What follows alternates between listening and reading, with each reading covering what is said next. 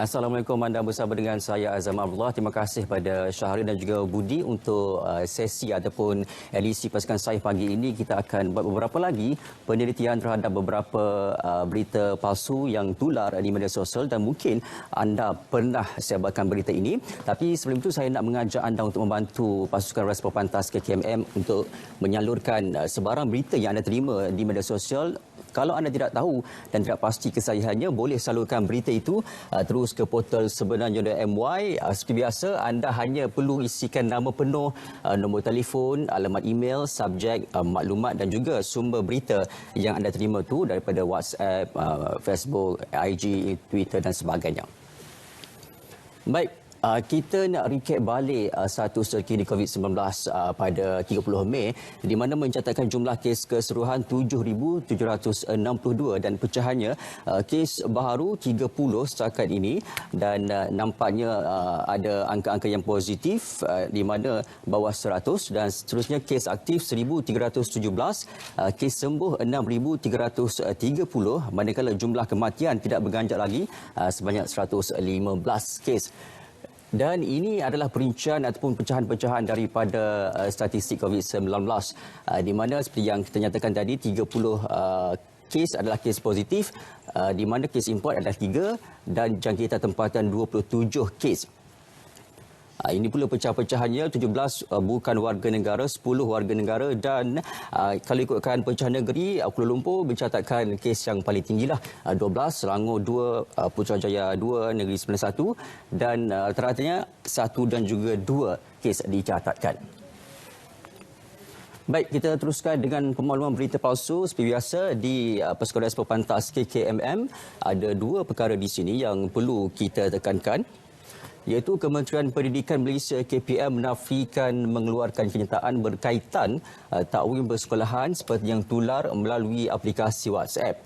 KPM menegaskan bahawa sebarang maklumat berkaitan takwim pembukaan semula sekolah hanya akan dibuat melalui medium rasmi KPM. Jadi kita tunggulah sama-sama ya. Dan seterusnya, Majlis Bandaraya Johor Bahru MBJB menafikan dakwaan menutup 37 premis perniagaan di pusat beli belah terkenal di Taman Desa Tebrau kerana tidak mematuhi SOP PKPB.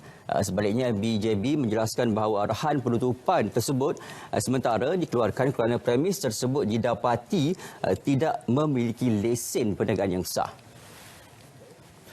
Seterusnya, ini kenyataan media dari Lembaga Hasil Dalam Negeri mengenai kaunter permohonan rayuan bantuan prihatin nasional, di mana Lembaga Hasil Dalam Negeri Malaysia LHDM memaklumkan bahawa kaunter permohonan rayuan bantuan prihatin nasional akan dibuka semua cawangan LHDM pada 30 dan 31 Mei. Jadi hari ini last, boleh lagi, sempat lagi, kecuali di Sabah dan wilayah Persekutuan Labuan kerana cuti umum Pesta Keamatan pada tarikh-tarikh tersebut.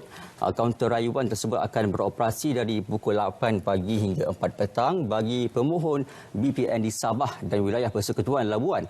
Kaunter permohonan rayuan BPN dilanjutkan ke hari bekerja berikutnya iaitu pada 2 Jun 2020. Baik.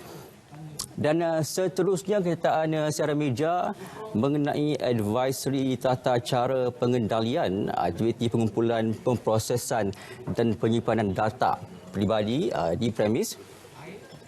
Mesyuarat khas Menteri-Menteri mengenai pelaksanaan Perintah Kawal Pergerakan PKP yang telah diadakan pada 21 Mei 2020 hari Khamis telah meluluskan carangan Kementerian Komunikasi dan Multimedia Malaysia berkenaan advisory tata cara pengendalian bagi aktiviti pengumpulan, pemprosesan dan penyimpanan data peribadi oleh premis perniagaan.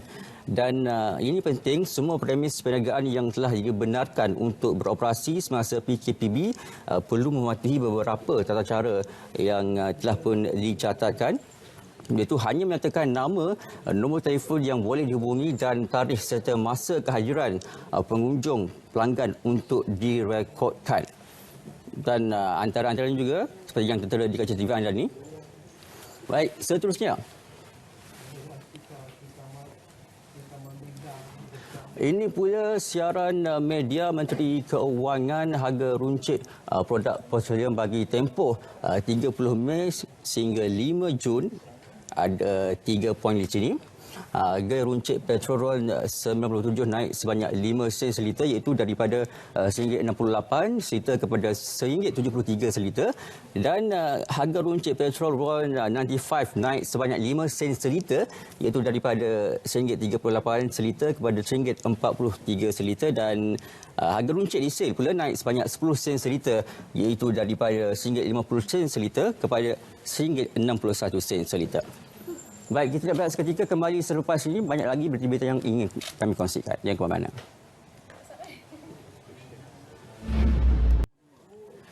Baik, terima kasih kerana terus setia bersama dengan Pasukan Sahih edisi hari ini 31 Mei 2020. Baik, kita teruskan kepada perincian di portal sebenarnya.my mengenai berita-berita palsu yang sedang tular sekali ini.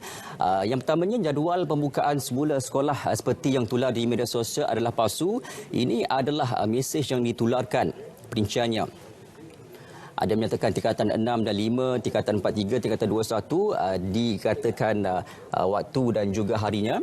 Dan ini respon daripada Kementerian Pendidikan Malaysia. Info yang sedang tersebar luas di WhatsApp berkenaan takwim sekolah adalah palsu, dan sebar maklumat berkenaan takwim pembukaan semula sekolah hanya akan dibuat melalui medium rasmi Kementerian Pendidikan Malaysia sahaja. Jadi kepada anda, terus ikuti media-media sosial, media rasmi Kementerian Pendidikan Malaysia untuk kita mengikuti rapat segala maklumat mengenai pembukaan sekolah untuk masa ini.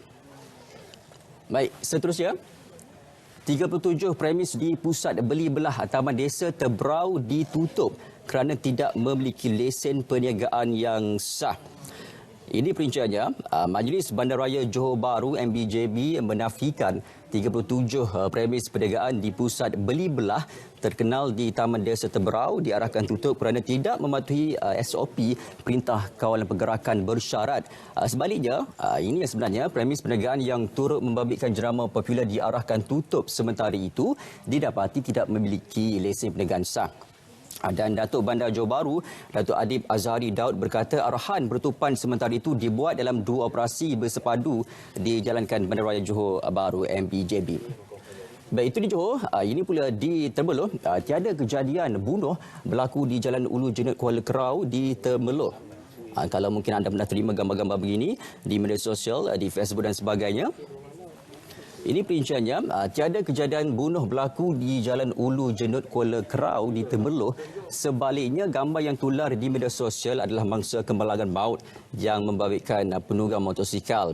Ketua Polis Daerah Temerloh, Asisten Komisioner Muhammad Yusri Osman berkata dakwaan berlaku kes bunuh mungkin timbul berikutan penemuan sebilah parang di lokasi kejadian. Katanya siasatan awal mendapati parang berkenaan sebenarnya dibawa oleh mangsa Muhammad Akbar Abdul Manaf 24 di dalam bakul motosikalnya. Baik, seterusnya dokumen persiapan awal berhubung cadangan sama ada PKP tamat atau disambung adalah palsu. Ini dokumen yang sedang tular sekarang ini. Ada perincian-perinciannya. Jadi dakwaan itu dinafikan oleh Majlis Keselamatan Negara sekeras-kerasnya adalah palsu. Jadi kita sebagai rakyat Malaysia yang bertanggungjawab jangan sebarkan sebarang berita-berita yang berkaitan dengan COVID-19 kerana takut memberi kerisauan dan juga kegusaran kepada masyarakat kita. Baik, seterusnya. Dakwaan Perdana Menteri Malaysia berada di Singapura bagi menjalani rawatan kesihatan adalah tidak benar. Ini juga yang tular pada ketika ini. Gambar Tan Sri Muhyiddin Yassin yang mendapat rawatan.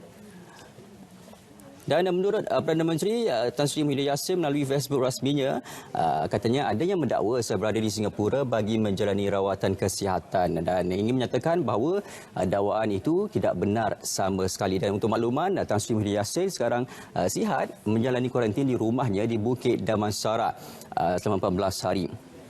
Itu dia keadaan sebenar. Baik, sebelum kita berhenti, kita teruskan dengan berita yang terakhir. Pihak JKNJ tidak pernah mengarahkan pengunjung pasaraya di Johor Bahru untuk membuat ujian saringan COVID-19. Baik, ini perinciannya yang tersebar di media sosial.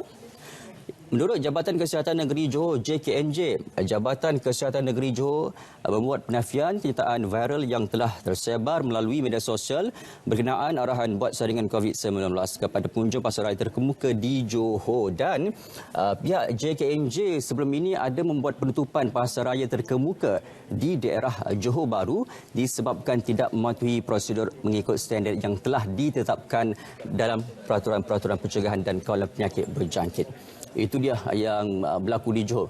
Baik, saya kira itu sahaja kesempatan yang kita ada untuk kongsikan kepada anda pemakluman berita penting dan juga berita-berita palsu yang telah pun tersebar. Kepada anda, tanggungjawab kita untuk hentikan penyebaran berita palsu. Terus ikuti rancangan-rancangan menarik dan juga perkembangan terkini COVID-19 di saluran berita ATM dan juga di TV1.